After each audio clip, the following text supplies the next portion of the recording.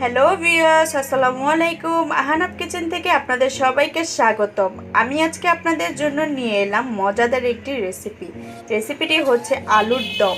আলুর দম তৈরি করতে কি কি উপকরণ লাগছে চলুন দেখে নেই।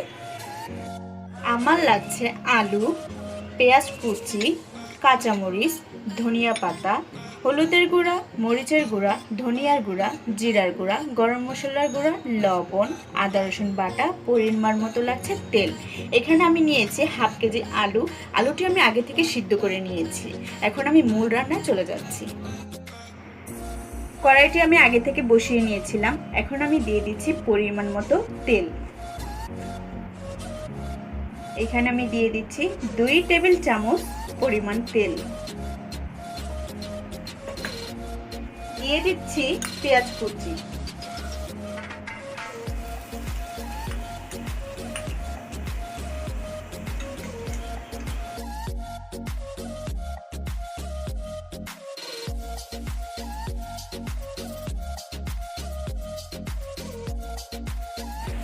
পেঁয়াজটা আমি ভালো করে ভেজে নিয়েছি।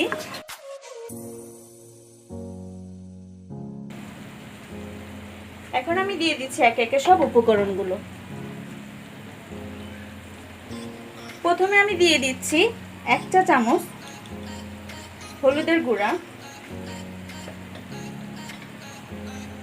1 চা চামচ মরিচের গুঁড়া, 1 চা চামচ ধনিয়ার গুঁড়া, 1 চা চামচ আদা রসুন বাটা, দিয়ে দিচ্ছি পরিমাণ মতো লবণ। এখন আমি সব মশলাটি ভালো করে কষিয়ে নিচ্ছি।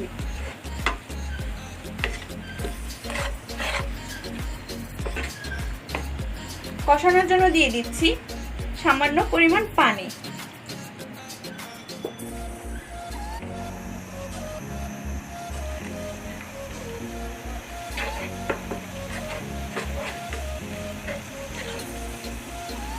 মশলাটা আমি ভালো করে কষতে দিচ্ছি।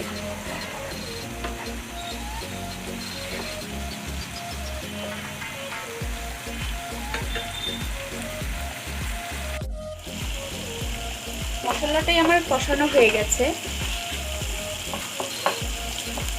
এখন আমি এখানে দিয়ে দিচ্ছি আলু।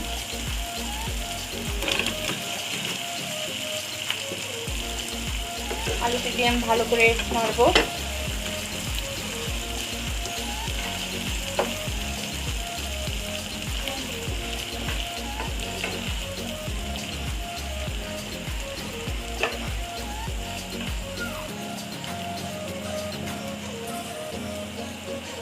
এখন আমি দিয়ে দিচ্ছি 1 চা চামচ জিরার গুঁড়া।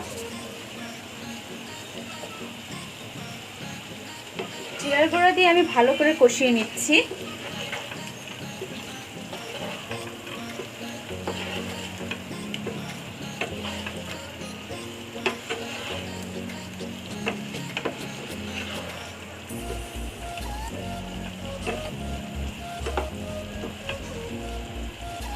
রান্নার জন্য দিয়ে দিচ্ছি পরিমাণ মতো পানি।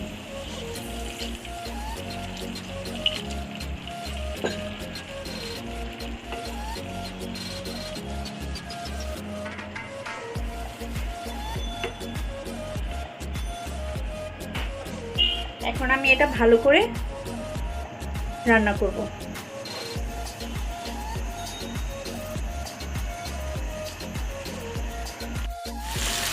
আলুটি আমি ভালো করে কষিয়ে নিচ্ছি।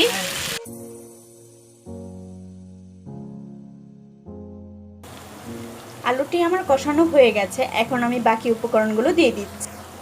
এখন আমি দিয়ে দিব 4-5টি কাঁচামরিচ।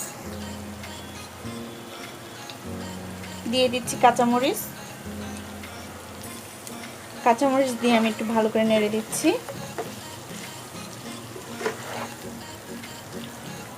দিয়ে দিচ্ছি 1 চা চামচ গরম মশলার গুঁড়া,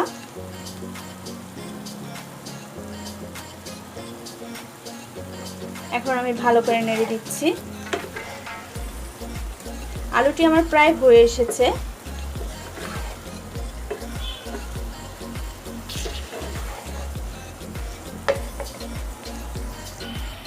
এখন আমি ভালো করে নেড়ে দিচ্ছি। আমার আলুটি প্রায় হয়ে এসেছে। এখন আমি সবশেষে দিয়ে দিচ্ছি ধনিয়া পাতা কুচি।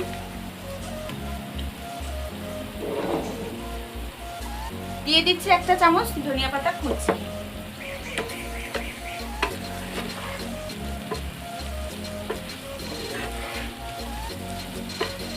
আমার আলুর দমটি হয়ে গেছে, এখন আমি নামিয়ে নেব।